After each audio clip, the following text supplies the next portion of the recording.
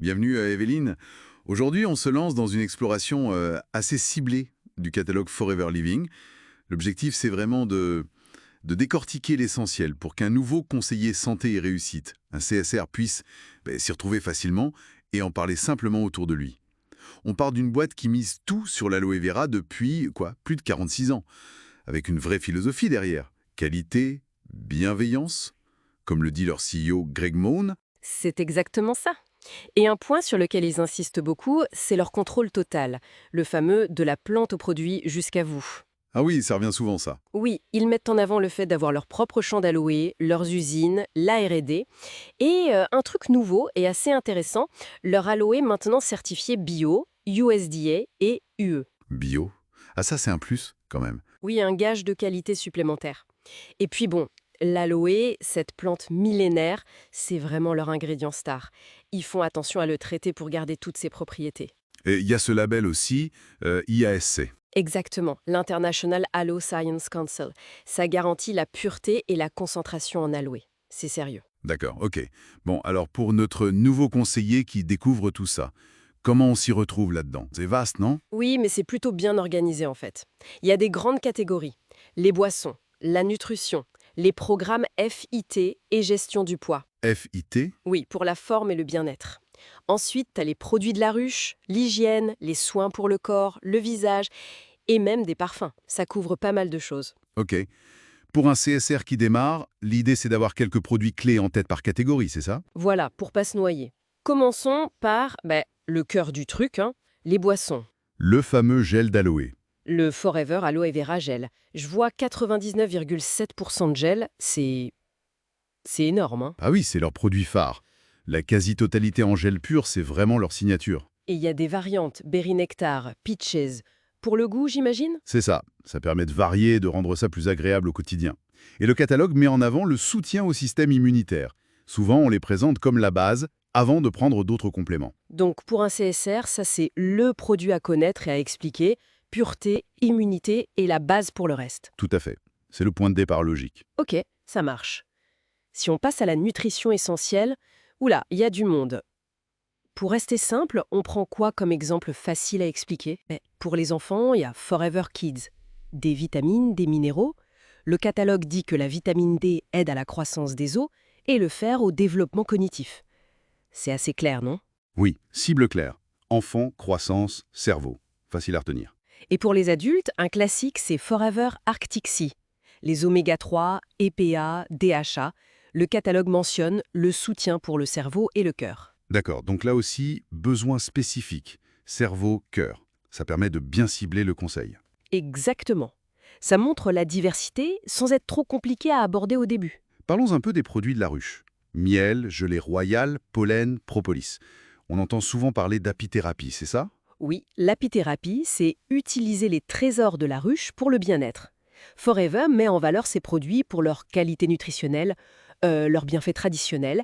Ils insistent sur une récolte soignée. C'est le côté naturel, authentique, qui plaît, j'imagine. Oui, et c'est souvent facile à comprendre pour les gens. Le miel, la propolis, ça parle. Ok. Et pour l'hygiène et les soins, qu'est-ce qui est simple et efficace à présenter? Alors, deux exemples évidents. Le dentifrice Forever Bright Tooth Gel. Le truc, c'est qu'il est sans fluor, mais avec aloe et propolis. Ah, sans fluor, ça c'est un argument pour certains clients. Oui, c'est un point différenciant. Et puis, un basique de chez Basique, le stick à l'air Aloe Lips. Aloe, jojoba, cire d'abeille. Hydratation simple. L'aloe est vraiment partout en fait. Bah oui, c'est la base. Apaisant, hydratant, ce sont des produits du quotidien faciles à intégrer, donc faciles à recommander pour un nouveau CSR. Tu commences par l'hygiène, c'est simple. Logique. Après, on voit des trucs plus complets. Les programmes FI, comme DX4 pour 4 jours ou C9 pour 9 jours. Et la gestion du poids avec Forever Light Ultra, la boisson protéinée, ou Forever Term. Ça demande plus d'explications, ça. Oui, là on monte d'un cran, ce sont des approches plus globales. Le DX4, c'est un reset, le C9, une détox. Il combine plusieurs produits, des conseils nutritionnels, parfois un peu d'exercice. Donc, faut bien connaître le programme pour en parler. Voilà, le Light Ultra, c'est un encas protéiné, vanille ou chocolat. Le terme, ça contient du thé vert, ça vise à soutenir le métabolisme. Pour le CSR, il faut s'appuyer sur les guides fournis avec ces programmes. C'est plus structuré. Compris. Et pour finir, une touche un peu différente. Les parfums Alofa et Malossi. Il y a une histoire derrière, j'ai cru voir? Oui, et justement, les parfums sont parfaitement conscientes de notre diversité tribale. Et Alofa, ça veut pas Verine Vaponei, oui. Ça suggère le qualificatif qui correspond à un chef de tribu dans les sociétés nesdiennes. Et Mal aussi, c'est du CSR qui correspond à la pourtitude romane. Ils ont une visée des défis tout au long, et motivés, et ça donne quelques éléments d'identité à la tuture. Tout à fait.